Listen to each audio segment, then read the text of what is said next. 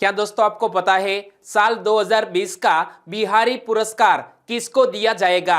हाल ही में सुर्खियों में रहा सिमलीपाल टाइगर रिजर्व किस राज्य में स्थित है? राजस्व सचिव का अतिरिक्त प्रभार किसको सौंपा गया है? ऐसे ही 13 बड़ी खबरों को कवर करते हुए हमने आज का बोले तो 7 मार्च 2021 का करंट अफेयर का वीडियो तैयार किया है। क्वालिटी की दृष्टि से बेस्ट यह वीडियो आप लास्ट तक देखें। लास्ट में मैं आपसे एक क्वेश्चन पूछूंगा जिसका आंसर आपको नीचे कमेंट बॉक्स में देना है। और अभी तक आपने हमारी GK 2020 चैनल को सब्सक्राइब नहीं किया है तो सब्सक्राइब कीजिए, पास में जो बेल आइकन है उसे भी प्रेस कर दीजिए क्योंकि आने वाले हर एक वीडियो की अपडेट आपको सबसे पहले मिले। चलिए बिना वक्त गवाए हम स्टार्ट करते हैं पहले क्वेश्चन से। DRDO ने सॉलिड फ्यूल डक्टेड रैमजेट तकनीक का सफल परीक्षण कहां से किया है? हमारे DRDO ने हाल ही में सॉलिड फ्यूल डक्टेड रैमजेट तकनीक का सफल परीक्षण किया है ओडिशा के चांदीपुर में एकीकृत परीक्षण रेंज से।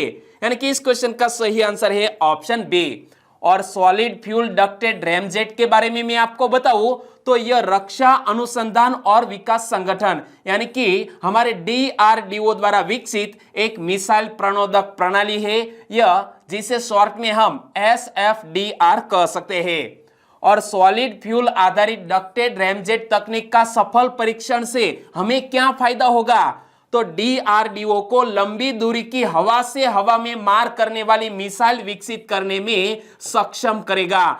इसीलिए दोस्तों यह जो हमने हाल ही में सफल परीक्षण किया है इस तकनीक का वो हमारे सुरक्षा के मामले में काफी महत्वपूर्ण है। और यहां जब DRDO की बात करते हैं तो पिछले कुछ सप्ताह में DRDO कौन कौन से क्वेश्चन को लेकर सुर्खियों में रहा वो भी मैं आज आपको बता दूं। DRDO ने सहायक NG का सफल परीक्षण कहां से किया? गोवा से। स्पेस हीटिंग डिवाइस हिमतपक किसने विकसित किया है? DRDO ने। DRDO ने मोटर बाइक एम्बुलेंस रक्षिता किसको सौंपी? CRPF के जवानों को DRDO ने मोटर बाइक एम्बुलेंस रक्षिता सौंपी। तो दोस्तों इसी तरह के क्वेश्चन पिछले कुछ सप्ताह में करंट अफेयर में आए थे और DRDO से जुड़े कुछ बेसिक क्वेश्चन की भी चर्चा कर ले। DRDO की स्थापना कब हुई? 1958 में। और DRDO ने 1 जनवरी 2021 को अपना 63वां स्थापना दिवस भी मनाया। DRDO का हेडक्वार्टर DRDO भवन नई दिल्ली में स्थित है। और DRDO का मोटो क्या है? बलस्य मूलम विज्ञानम। और DRDO के वर्तमान अध्यक्ष कौन है? जी सतीश रेड्डी। और हमारा DRDO संगठन भारतीय रक्षा मंत्रालय की एक आनुषंगिक इकाई के रूप में काम करता है। तो दोस्तों इसी तरह हर क्वेश्चन से जुड़े इंपॉर्टेंट फैक्ट मैं आपके सामने रखता हूं।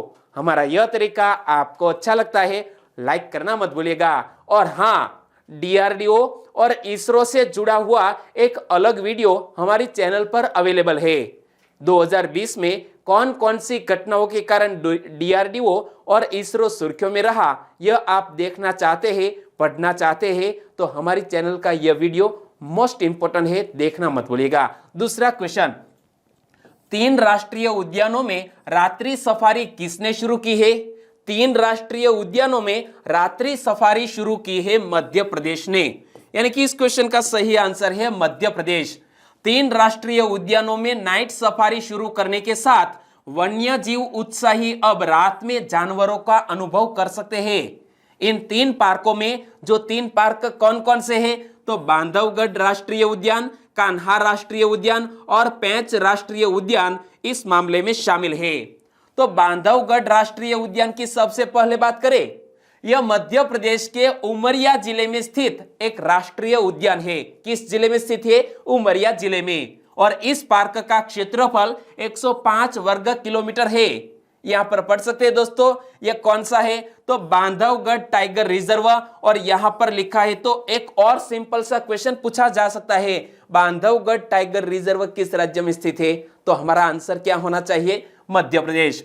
और इस पार्क को वर्ष 1968 में राष्ट्रीय उद्यान घोषित किया गया था और इससे 1993 में टाइगर रिजर्व के रूप में नामित किया गया। तो इसी तरह के फैक्ट भी आपको याद रख लेने चाहिए। दूसरा है पेंच नेशनल पार्क। और यह राष्ट्रीय उद्यान वर्ष 1975 में मध्य प्रदेश में स्थापित किया गया था और इसका क्षेत्रफल 257.26 वर्ग किलोमीटर है। इस पार्क का नाम पेंच नदी के नाम पर रखा गया है। यहाँ इमेज में पढ़ सकते हैं दोस्तों, पेंच नेशनल पार्क का नाम पेंच नदी के नाम पर रखा गया है। और पेंच नेशनल पार्क के बारे में मैं आज आपको डिटेल में बताने जा रहा हूँ। इस पार्क को वर्ष 1965 में एक अभयारण्य, 1975 में एक राष्ट्रीय उद्यान और 1992 में बाघ अभयारण्य के रूप में नामित किया गया था। और इस पार्क में रात्रि सफारी 5:30 बजे से 8:30 बजे के बीच होगी। और कान्हा राष्ट्रीय उद्यान की बात करें तो इस पार्क में 7:30 बजे से 10:30 बजे के बीच सफारी की जाएगी। और यह पार्क बारहसिंघा का घर है, जहां पर्यटक रात की सफारी के दौरान उन्हें यहां देख सकते हैं। और इस पार्क को कान्हा किसली राष्ट्रीय उद्यान के रूप में भी जाना जाता है। और यह मध्य प्रदेश का सबसे बड़ा राष्ट्रीय उद्यान है, इसीलिए भी आपको याद रख लेना चाहिए। मध्य प्रदेश का सबसे बड़ा नेशनल पार्क का नाम क्या है? Kanha national park. और यहां बात करते हैं मध्य प्रदेश की, तो आप मैप में देखिए, यह है मध्य प्रदेश। और मध्य प्रदेश किन किन राज्यों से अपनी सरहद साझा करता है? राजस्थान, गुजरात, महाराष्ट्र, यहाँ पर है छत्तीसगढ़ और उत्तर प्रदेश। 5 राज्यों से सटा हुआ है मध्य प्रदेश, जिसकी कैपिटल का नाम है भोपाल। और भोपाल को राजा भोज की नगरी तथा जिलों की नगरी भी कहा जाता है। और मध्य प्रदेश की वर्तमान राज्यपाल कौन बन गई है? आनंदीबेन पटेल, जो कि उत्तर प्रदेश की भी राज्यपाल है। और मध्य प्रदेश के मुख्यमंत्री है शिवराज सिंह चौहान, इमेज में आप देख सकते हैं। और मध्य प्रदेश के राजकीय प्रतीक की बात करें तो मध्य प्रदेश का राजकीय पशु का नाम है बारहसिंगा, मध्य प्रदेश का राजकीय पुष्प है सफेद लिली, और मध्य प्रदेश का राजकीय पक्षी का नाम है शाह बुलबुल, यानी कि पैराडाइज फ्लाई कैचर। और मध्य प्रदेश का राजकीय वृक्ष है बरगद, तो मध्य प्रदेश की राजकीय फसल है सोयाबीन। तो इतने फैक्ट आपको याद रख लेने चाहिए। तीसरा क्वेश्चन, निम्न में से किस देश में नए स्कूल भवन का निर्माण करने के लिए भारत ने 44.17 मिलियन रुपए का अनुदान दिया है? हमारे भारत देश ने हमारे पड़ोसी मुल्क बोले तो नेपाल देश को नए स्कूल भवन का निर्माण करने के लिए भारत ने 44.17 मिलियन रुपए का अनुदान किया। यानी कि इस क्वेश्चन का सही आंसर है नेपाल। भारत ने नेपाल भारत मैत्री विकास साझेदारी, क्या नेपाल भारत मैत्री डेवलपमेंट पार्टनरशिप के तहत नेपाल के रूपन्देही जिले में एक नया स्कूल भवन बनाने के लिए नेपाल को 44.17 मिलियन नेपाली रुपये का अनुदान दिया है। और यहाँ जब जिक्र किया गया है नेपाल देश का, तो आप मैप में देखिए, यहाँ पर दोस्तों बिहार और उत्तर प्रदेश से सटा हुआ है यह नेपाल देश। और नेपाल देश की कैपिटल का नाम क्या है? काठमांडू। नेपाल की वर्तमान राष्ट्रपति कौन है? विद्या देवी भंडारी। और नेपाल के प्रधानमंत्री है खड़ग प्रसाद शर्मा ओली। नेपाल की करेंसी है नेपाली रुपया। तो नेपाल के 85% नागरिक हिंदू है। और नेपाल विश्व के प्रतिशत आधार पर सबसे बड़ा हिंदू धर्मावलंबी राष्ट्र भी है यह नेपाल। और विश्व का सबसे ऊंचा शिखर माउंट एवरेस्ट किस देश में है? वो भी नेपाल देश में है। चौथा क्वेश्चन, निम्न में से किस जनरल इंश्योरेंस ने बिजनेस किस्त सुरक्षा कवर लॉन्च किया है? बिजनेस किस्त सुरक्षा कवर लॉन्च किया है HDFC ERGO ने। यानी कि इस क्वेश्चन का सही आंसर है ऑप्शन ए। और HDFC ERGO जनरल इंश्योरेंस ने बिजनेस किस्त सुरक्षा कवर लॉन्च किया है। यह अनूठा कवर किसी भी तबाही या प्राकृतिक आपदा के आने पर माइक्रो फाइनेंस इंस्टीट्यूशंस, वित्तीय संस्थानों और बैंकों की बैलेंस शीट की सुरक्षा के उद्देश्य से लॉन्च किया गया था। और यहाँ बिजनेस किस्त सुरक्षा की बात करें तो यह वित्तीय संस्थानों की बैलेंस शीट पर प्रभावों को सीमित करने के उद्देश्य से शुरू किया गया था, जो उधारकर्ताओं द्वारा EMI का भुगतान न करने या भूकंप, बाढ़, चक्रवात जैसी कई आपदाओं के कारण होता है। और इसीलिए यह बिजनेस किस्त सुरक्षा शुरू किया है HDFC ERGO ने। तो इसके वर्तमान चीफ एग्जीक्यूटिव ऑफिसर कौन है? रितेश कुमार, इमेज में आप देख सकते हैं। और HDFC ERGO का हेडक्वार्टर मुंबई में स्थित है। HDFC ERGO की स्थापना 2002 में हुई थी। पांचवा क्वेश्चन, फ्लोरिकल्चर मिशन भारत के कितने राज्यों या केंद्र शासित प्रदेशों में लागू किया जाएगा?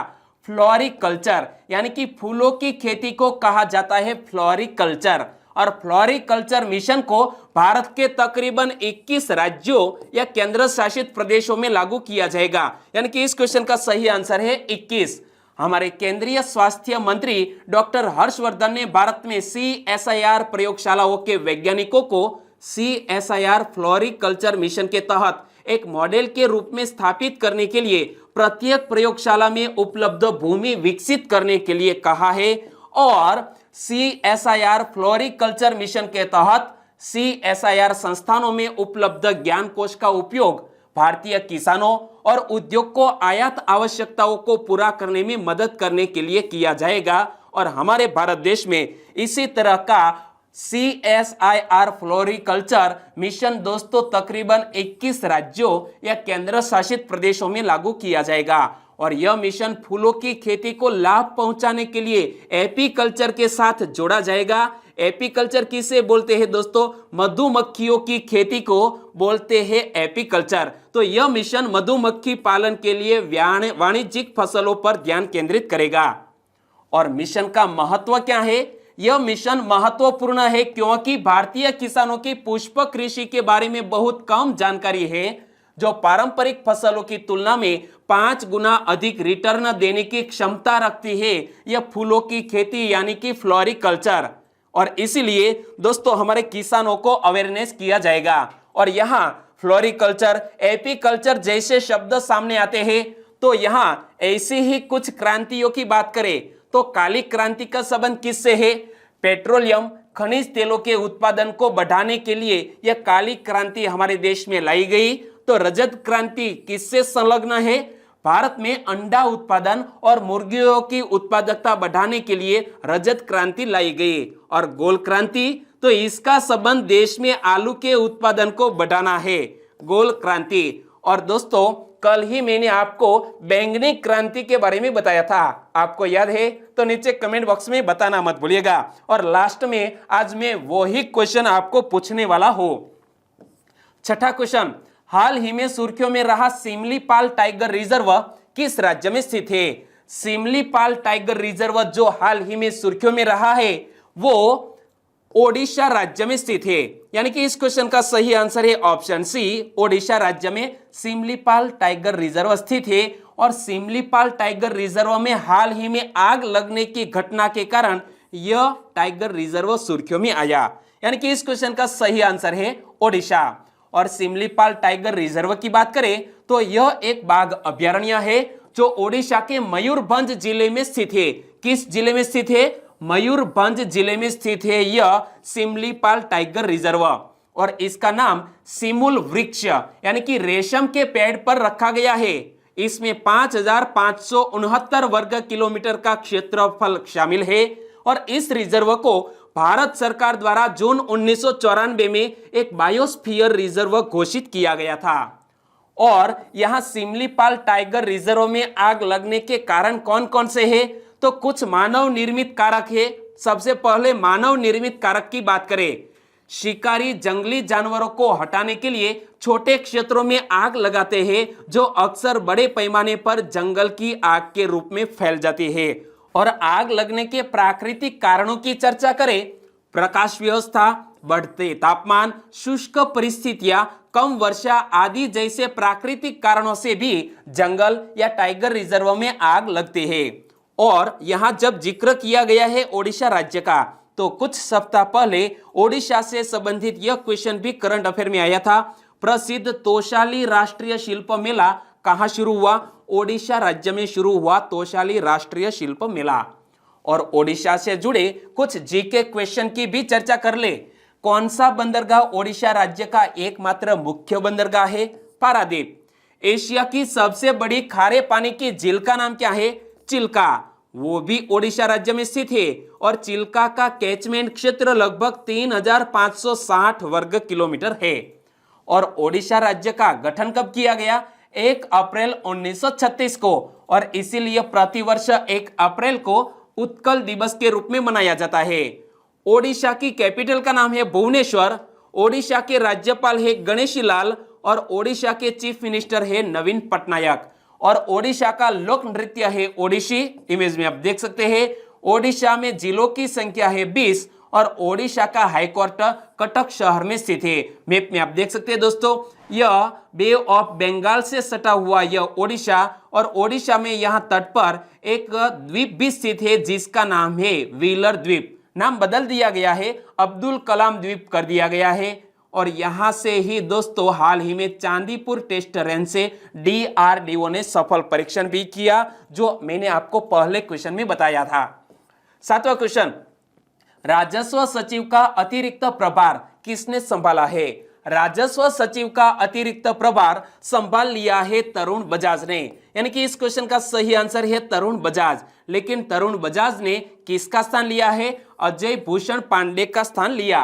तो देखो, आर्थिक मामलों के विभाग के सचिव तरुण बजाज को राजस्व सचिव का अतिरिक्त प्रभार दिया गया है। वर्तमान राजस्व सचिव अजय भूषण पांडे 28 फरवरी को सेवानिवृत्त हुए और इसके कारण तरुण बजाज ने यह राजस्व सचिव का अतिरिक्त प्रभार संभाल लिया है। तो तरुण बजाज के बारे में भी मैं आपको बता दूं तो यहां इमेज में देख सकते हैं तरुण बजाज को 1988 बैच के हरियाणा काडर के IAS अधिकारी तरुण बजाज वित्त मंत्रालय के कामकाज के लिए नया नहीं है, क्योंकि मंत्रालय में वह उनका तीसरा कार्यकाल है। 8वां क्वेश्चन, वर्चुअल इंडिया स्वीडन शिखर सम्मेलन में भारत की तरफ से किसने भाग लिया है? हाल ही में आयोजित वर्चुअल इंडिया स्वीडन शिखर सम्मेलन में भारत की तरफ से भाग लिया है हमारे ही देश के प्रधानमंत्री नरेंद्र भाई मोदी जी ने। यानी कि इस क्वेश्चन का सही आंसर है PM मोदी जी। और स्वीडन के समकक्ष यानी कि हमारे प्रधानमंत्री के समकक्ष स्वीडन के इस नेता ने भी इसमें हिस्सा लिया। प्रधानमंत्री श्री नरेंद्र मोदी ने स्वीडन के प्रधानमंत्री स्टीफन लॉफवेन के साथ वर्चुअल इंडिया स्वीडन शिखर सम्मेलन में भाग लिया। और वर्चुअल समिट का आयोजन क्षेत्रीय और वैश्विक मुद्दों पर विचारों का आदान प्रदान करने और दोनों देशों के बीच द्विपक्षीय संबंधों पर चर्चा करने के लिए किया गया था। 2015 के बाद से दोनों नेताओं के बीच यह 5वीं बातचीत थी जो हाल ही में संपन्न हुई।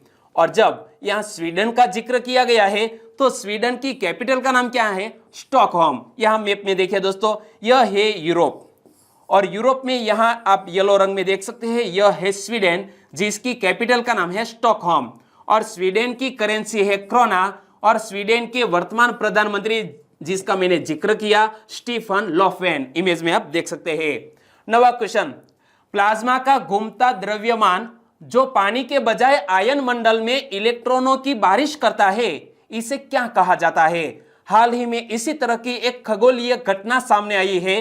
प्लाज्मा का घूमता द्रव्यमान जो पानी के बजाय आयन मंडल में इलेक्ट्रॉन की बारिश करता है और इसको नाम दिया गया है स्पेस हरिकेन। यानी कि इस क्वेश्चन का सही आंसर है स्पेस हरिकेन। इमेज में आप देख सकते हैं यह है स्पेस हरिकेन। वैज्ञानिकों ने पहली बार एक स्पेस हरिकेन की खोज की है। पृथ्वी के ऊपरी वायुमंडल में उत्तरी ध्रुव पर 8 घंटे तक यह तूफान चला। अमेरिका, नॉर्वे, चीन और यूनाइटेड किंगडम के वैज्ञानिकों ने रक्षा मौसम विज्ञान उपग्रह कार्यक्रम उपग्रहों और एक 3D मैग्नेटोस्फीयर मॉडलिंग का उपयोग करके स्पेस हरिकेन की छवि का अवलोकन किया जो इमेज में आप देख सकते हैं।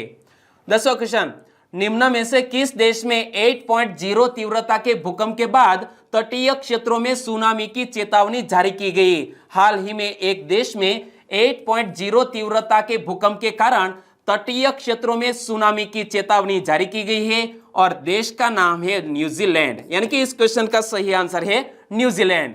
न्यूजीलैंड ने 4 मार्च 2021 को कैरमाडेक द्वीप क्षेत्र में देश के उत्तरी पूर्वी तट पर 8.0 तीव्रता के भूकंप के बाद तटीय क्षेत्रों में सुनामी की चेतावनी जारी की है और यह देश का उत्तरी पूर्वी क्षेत्र में आया तीसरा भूकंप था जिसके बाद उसी क्षेत्र में 7.4 तीव्रता का भूकंप आया था। आप मैप में देखिए यह है न्यूजीलैंड और न्यूजीलैंड एक द्वीपीय कंट्री है। यहां पर दोस्तों इसका सेंटर था और यहां से लहरें उठी और इसीलिए यहां पर दोस्तों सुनामी की संभावना जताई गई और इसके कारण चेतावनी जारी की गई। और न्यूजीलैंड की बात करें तो न्यूजीलैंड प्रशांत महासागर में ऑस्ट्रेलिया के पास स्थित देश है और यह दो बड़े द्वीपों से बना है और इसकी कैपिटल का नाम है वेलिंगटन और न्यूजीलैंड की करेंसी है न्यूजीलैंड डॉलर और न्यूजीलैंड की वर्तमान प्रधानमंत्री कौन है? Jacinda Ardern. 11वां क्वेश्चन, निम्न में से किस राज्य का लाल चावल अमेरिका को निर्यात किया गया? इमेज में देख सकते हैं लाल चावल हाल ही में भारत के असम राज्य ने अमेरिका को निर्यात किया है, यानी कि इस क्वेश्चन का सही आंसर है असम। लाल चावल की पहली खेप को अमेरिका के लिए रवाना किया गया और यह भारत के चावल निर्यात क्षमता को बढ़ाता है। निर्यात खेपों को हरी झंडी दिखाने की प्रक्रिया को एपीडा के अध्यक्ष डॉक्टर एम अंगामुथु ने हरियाणा में पूरा किया और एपेडा मूल्य श्रृंखला के साथ कई हितधारकों की मदद से चावल के निर्यात को बढ़ावा देने में शामिल है और सरकार ने एपेडा के तहत एक राइस एक्सपोर्टर प्रमोशन फोरम यानी कि REPF की भी स्थापना की थी और कृषि और प्रसंस्कृत खाद्य उत्पाद निर्यात विकास प्राधिकरण, जिसे हम शॉर्ट में एपीडा कहते हैं, तो एपीडा का फुल फॉर्म क्या होता है? Agricultural and processed food products export development authority. और एपीडा की स्थापना वाणिज्य और उद्योग मंत्रालय द्वारा की गई थी और यह एपीडा अधिनियम के तहत स्थापित किया गया था। यह अधिनियम दिसंबर 1985 में पारित किया गया था और यह निकाय कृषि निर्यात को बढ़ावा देने के लिए कार्य करता है। और यहां जिक्र किया गया है लाल चावल का, तो इमेज में आप देख सकते हैं लाल चावल को। लाल चावल आयरन से भरपूर होता है और यह असम की ब्रह्मपुत्र घाटी में उगाया जाता है। कहां पर? ब्रह्मपुत्र घाटी में उगाया जाता है और यह किसी भी रासायनिक उर्वरकों का उपयोग किए बिना ही उगाया जाता है। चावल की इस किस्म को बाओ धान कहा जाता है जो असम में खाद्य पदार्थों का एक अभिन्न अंग है। और यहां जिक्र किया गया है असम का, तो असम के मुख्यमंत्री सर्बानंद सोनोवाल ने धेमाजी जिले में स्थित पौबा रिजर्व फॉरेस्ट को वन्य जीव अभ्यारण्य में तब्दील किए जाने की भी घोषणा की है। यहां पर पढ़ सकते हैं दोस्तों, पौबा रिजर्व फॉरेस्ट इन आसाम कहां पर स्थित है? धेमाजी में, और इसे अपग्रेड करके वाइल्ड लाइफ सेंचुरी में कन्वर्ट किया जाएगा। और असम की कैपिटल का नाम है दिसपुर। असम के राज्यपाल है जगदीश मुखी।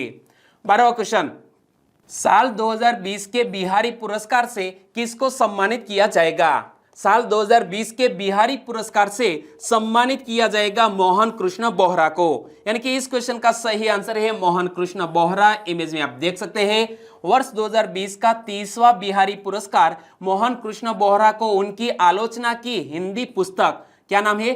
तस्लीमा संघर्ष और साहित्य। यहां पर पढ़ सकते हैं दोस्तों, इस किताब की फ्रंट पेज यहां क्या लिखा है? तस्लीमा संघर्ष और साहित्य। तो इसी रचना के लिए यह मोहन कृष्ण बोहरा को यह सम्मान मिला है और के बिड़ला फाउंडेशन ने नई दिल्ली में यह घोषणा की। यह पुस्तक 2016 में प्रकाशित हुई थी और हाल ही में इसे सम्मान मिला है। और यहां जिक्र किया गया बिहारी पुरस्कार का, तो बिहारी पुरस्कार के तहत क्या प्रदान किया जाता है? बिहारी पुरस्कार में 2,50,000 रुपये, प्रशस्ति पत्र और पट्टिका के पुरस्कार के रूप में प्रदान किया जाता है। और यह पुरस्कार 1991 में के बिड़ला फाउंडेशन द्वारा स्थापित 3 साहित्यिक पुरस्कारों में से एक है। 13वां क्वेश्चन, दुनिया का पहला प्लेटिपस अभ्यारण्य कहां बनेगा? दुनिया का पहला प्लेटिपस अभ्यारण्य बनने जा रहा है ऑस्ट्रेलिया देश में, यानी कि इस क्वेश्चन का सही आंसर है ऑस्ट्रेलिया। ऑस्ट्रेलियाई संरक्षणवादियों ने प्लेटिपस के प्रजनन और पुनर्वास को बढ़ावा देने के उद्देश्य से दुनिया के पहले अभ्यारण्य का निर्माण करने की अपनी योजनाओं की घोषणा की है। और यहां हम बात करते हैं ऑस्ट्रेलिया की, तो यहां आप देख सकते हैं दोस्तों, दक्षिण गोलार्ध में स्थित है यह ऑस्ट्रेलिया, जिसकी कैपिटल का नाम है कैनबरा और ऑस्ट्रेलिया की करेंसी है ऑस्ट्रेलियाई डॉलर। और ऑस्ट्रेलिया के प्रधानमंत्री कौन है? स्कॉट मॉरिसन, जो इमेज में आप देख सकते हैं। और अब बात करते हैं लास्ट वीडियो के क्वेश्चन के। लास्ट वीडियो में मैंने आपसे क्वेश्चन पूछा था, डेजर्ट फ्लैग वायुसेना अभ्यास कहां शुरू हुआ? डेजर्ट फ्लैग नामक वायुसेना अभ्यास संयुक्त अरब अमीरात में शुरू हुआ और जिसमें हमारी भारतीय वायुसेना ने भी हिस्सा लिया है, यानी कि इस क्वेश्चन का सही आंसर है UAE। लगभग सभी दोस्तों ने इस क्वेश्चन का सही आंसर दिया है। इनमें से कुछ सब्सक्राइबर फ्रेंड के नाम लेना चाहूंगा, तो वो है प्रदीप परनालिया, सोलंकी SH, हितेश राठवा, पटेल प्रमोद, दीपिका परमार, पारगी अनिल, मकवाना सोनल, वाघेला शारदा। इन सभी दोस्तों ने इस क्वेश्चन का सही आंसर दिया है UAE। करण सथवारा, अलका वसावा, प्रियंका परमार, वेचत राठवा, विश्व मेवाड़ा, जमोड़ प्रवीण और रितेश कुमार पंडित। सभी दोस्तों का आंसर बिल्कुल सही, well done. Patel Urvashi, Kamlesh Dodiya, Mukesh Kukadiya from Gujarat Rajkot Jasdan Barwala से, हिरल ठाकुर, टेलर कश्यप, ठाकुर आशाराम भाई और मोनू सोनी। सभी दोस्तों को बहुत बहुत धन्यवाद। और आज के वीडियो का क्वेश्चन ए रहा स्क्रीन पर। बैंगनी क्रांति का संबंध किस कृषि उत्पाद से है? 4 ऑप्शन आपकी स्क्रीन पर, सही ऑप्शन चुनिए। बैंगनी क्रांति का संबंध किस कृषि उत्पाद से है? सही ऑप्शन चुन लिया तो आंसर दीजिए नीचे कमेंट बॉक्स में। और वीडियो वाकई में आपको अच्छा लगा है, हेल्पफुल लगा है, तो आपके दोस्तों को फेसबुक, व्हाट्सएप या टेलीग्राम जो भी आप यूज करते हैं, इस वीडियो की लिंक शेयर करना मत भूलिएगा। बस छोटी सी उम्मीद के साथ वीडियो खत्म करते हैं, फिर मिलेंगे नए करंट अफेयर वीडियो के साथ। तब तक के लिए टेक केयर एंड जय हिंद।